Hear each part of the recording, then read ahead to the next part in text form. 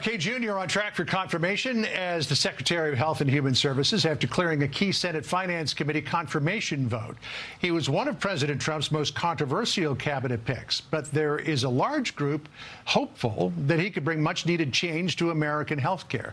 Let's bring in Dr. Masa Tehrani, board-certified physician in rheumatology and internal medicine, to talk more about this. So a lot of people in the medical community, and a lot of politicians on Capitol Hill for that matter, concerned about what RFK Jr. might do if he becomes Health and Human Services Secretary, including on vaccines. What's your take? You've been watching all this. So, John, thanks for having me. Those that are concerned are primarily concerned because he is very influential on public health matters. Sure.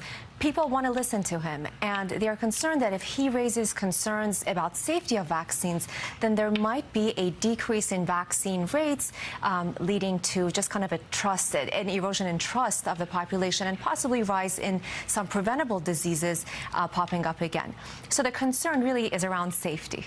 Right. So there are a lot of people in this country who agree with him on certain things, and that is that there's an epidemic of chronic illness in the society, much of it brought on by lifestyle and what we eat. Listen to what these moms told us.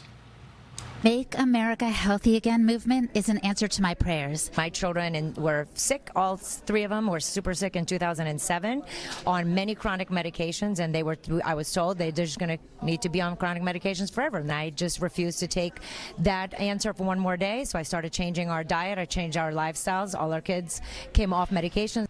And this is something that President Trump posted on Truth Social the other day. He said 20 years ago, autism in children was 1 in 10,000. Now it's 1 in 34. Wow. Something's really wrong. We need Bobby. Thank you, DJT. You see a lot of illness in your practice. How much of it do you think in this country, the chronic illness that we suffer as a nation, is because of lifestyle, because of what we're eating? Because we eat so much processed food. I am seeing an abnormal amount of autoimmune diseases. I'm a rheumatologist. Every day, there's a growing number of autoimmunity in the country, and it's tripled over the past couple of decades. It's definitely alarming, and it's not related to our genes. There's something in the environment. By 2060, there is this projection that the rate of Alzheimer's disease and dementia will double. We know that 70% of our young adults are unfit to join the military, primarily due to obesity, and this is a national security concern. And the rising rate of cancer, especially in young patients. So there is something in the environment, and I think that Mr. Kennedy is very correct in that he's trying to get to the root cause of this, and he's narrowed it down, in my opinion, correctly down to our food exposures and to our toxic environmental exposures.